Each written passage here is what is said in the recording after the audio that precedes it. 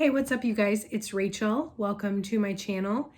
If you are new here, I'm a part-time reseller on sites like eBay, Poshmark, and Mercari, and I love to share my reseller life with you here on my channel. One of the things that I like to do is order inventory from online sources like mystery boxes, and I like to come on here, unbox live, list everything. I like to come on here 90 days later and give you guys an update as far as like how everything's sold, what platform it's sold on, how much it's sold for, and then give you my overall assessment based on how the items actually performed. Was this a box worth picking up? So if you like content like this, please subscribe to my channel. I do post content 4 to 5 times a week. I do updates on all my unboxings, so I would love for you to subscribe. And so this was my first denim, pre-loved denim box from Jomar.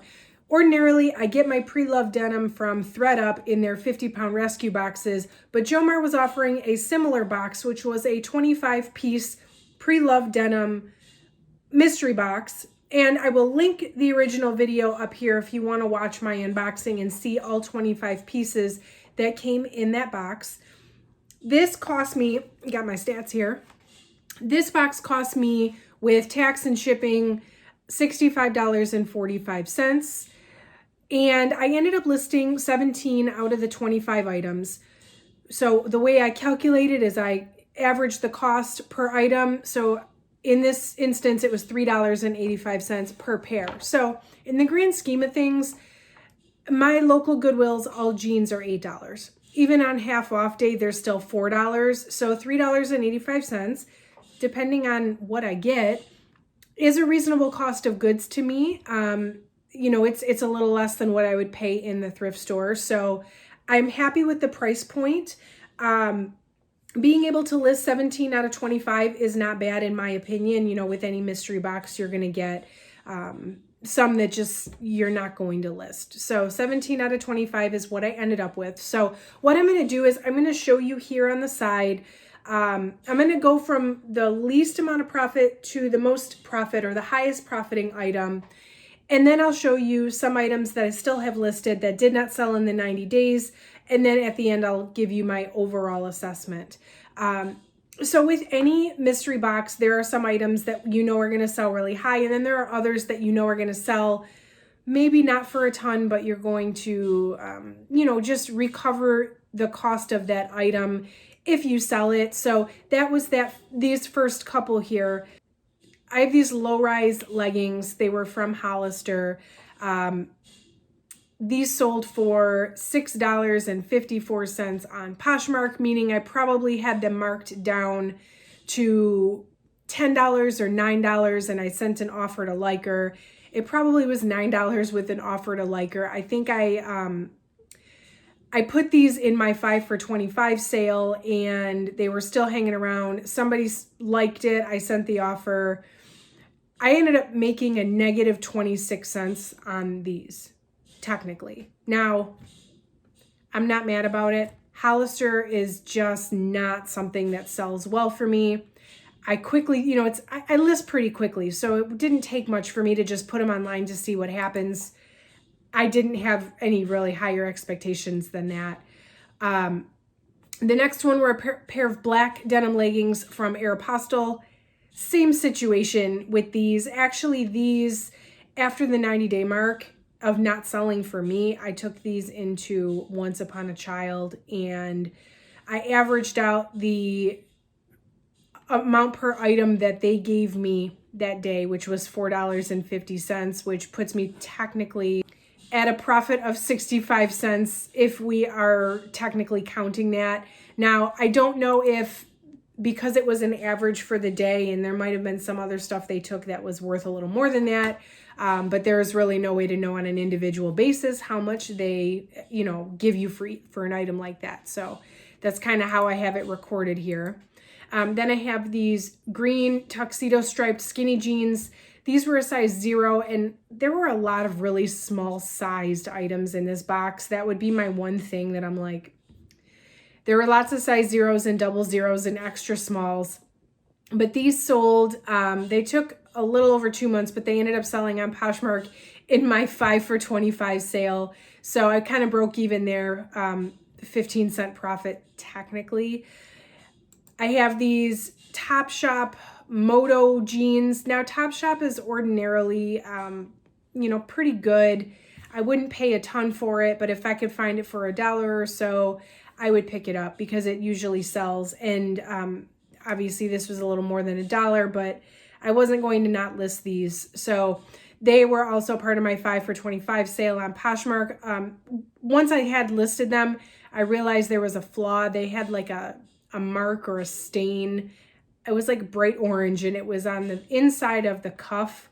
So you know, they were already listed. I had already photographed them when I noticed it. So I disclosed it, of course, but I wasn't expecting more than that.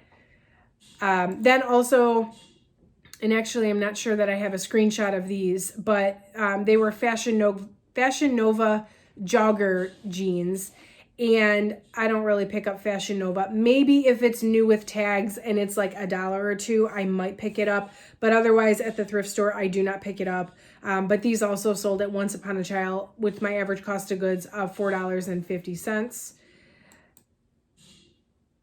Then I have these Ann Taylor Modern Fit jeans. They were a size 00.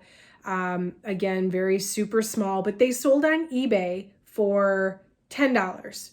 So I think somebody sent me an offer on those if I'm not mistaken. And so my profit was $4.15.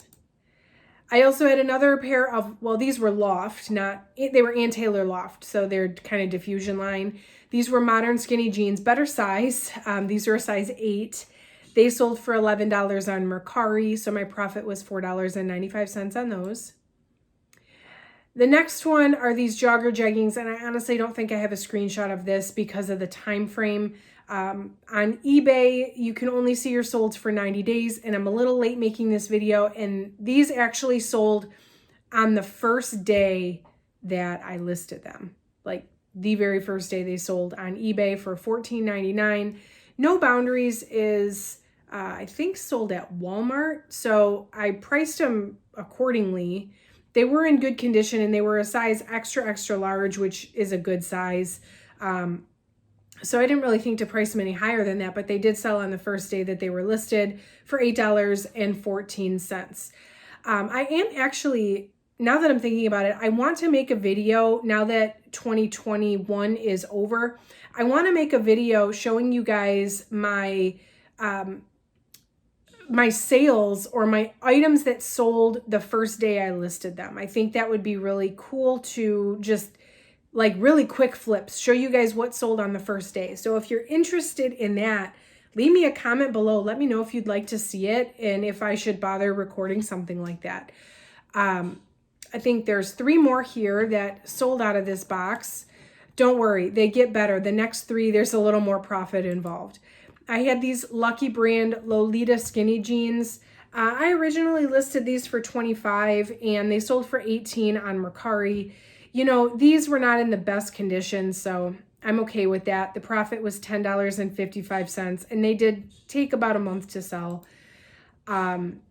I had these super high-rise jeans from BDG, which I like picking up BDG as well. As long as it's a more current style, they are sold at Urban Outfitters. So I wasn't, I was okay with getting those, and they were a size 25, but that's all right. It worked out. They sold for $30 on Poshmark. My profit was $20.15. And the best-selling item out of this box was these Good American skinny jeans. No surprise there. I was excited about these. I figured these would pretty much pay for the box. And I listed it at $75, and they didn't sell for quite that high. I did accept a $45 offer on Poshmark, making my profit $32.15, but reasonably. I'm about the quick flip. Somebody was offering me a reasonable amount. I decided to go ahead and take it. All right, so that's everything that did sell. I will show you a few items that did not sell. I had a total of, so 11 of the items are sold, meaning I have 6 that are still hanging around here. I've got these Karmar skinny jeans, which I've heard Karmar is a good brand, but these look a little dated, and also they're a size 24, so they haven't really had a ton of interest. I've got these Gap straight crop jeans, again, a size 25. I usually do pretty good with Gap, but usually the double digit sizes like 10 or higher would be what I would pick up if I found it at the right price. So that's not the most amazing. I had a pair of Kate Spade jeans in this box. Those I actually ended up sending to the RealReal, and they still have not sold on the RealReal. And then a pair of 7-Eleven skinny jeans, which again, size 24, still sitting here. I did recently lower the price on those, so I'm hoping they sell soon. I had a pair of ankle zip skinny jeans from Loft, size 00 petite, so a very small size.